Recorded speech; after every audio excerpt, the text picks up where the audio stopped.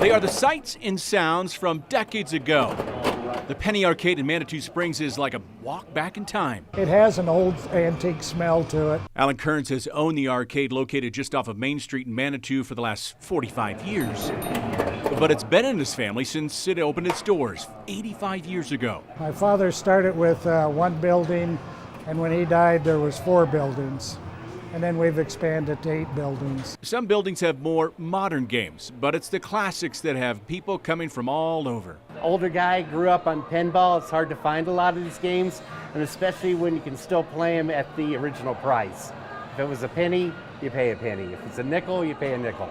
How can you beat that? Curtis Moore is from Chicago area and started coming 7 years ago during his annual trips to Colorado. I just started looking online, and then I started reading about this arcade in town, and they said it was classic, and I love old arcades. Had to come to see it, and that's why I come back every year, because I love it so much. It's just a lot of fun, and it's pure nostalgia. You're not going to find this anywhere else. There are over 400 games to choose from all eras, at least one over 100 years old.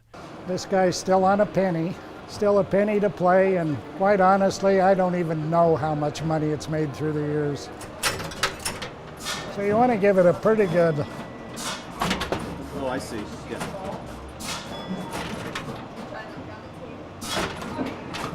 Whoops, and then, oh, there you go. Oh, that's great.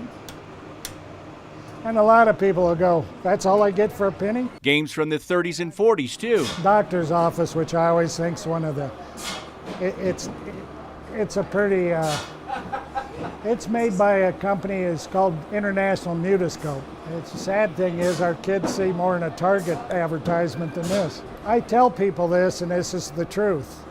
It's on a reel, and there's different pictures, and it flips them.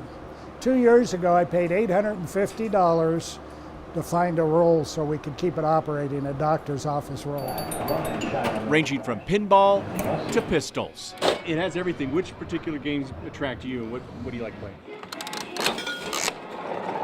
I like skee ball and Dig Dug and Police Trainer, all the fun stuff, Pac-Man, all the old original games.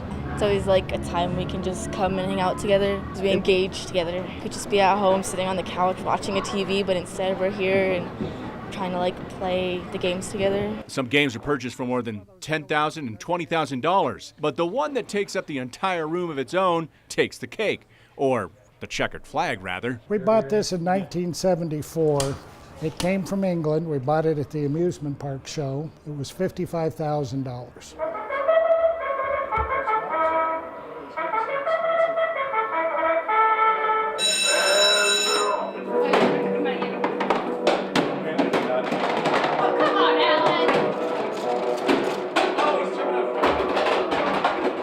Sorry, Scott.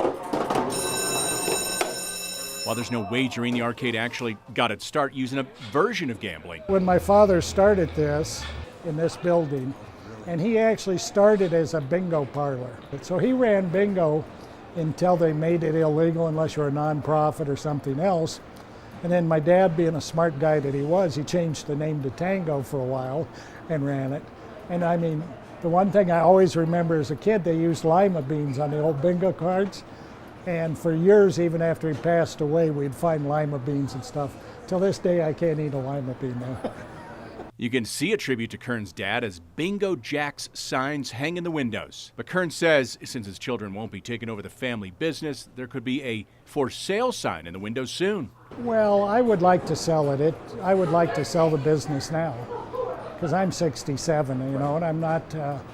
Summer's coming, and these 14, 16-hour days get you. Kearns didn't reveal his asking price, but hinted it would be in the millions. Until that day comes, though, Kearns will let the arcade continue to do what it does best. I just like to see people happy, that's all. I like to see them come here and leave and see them smiling.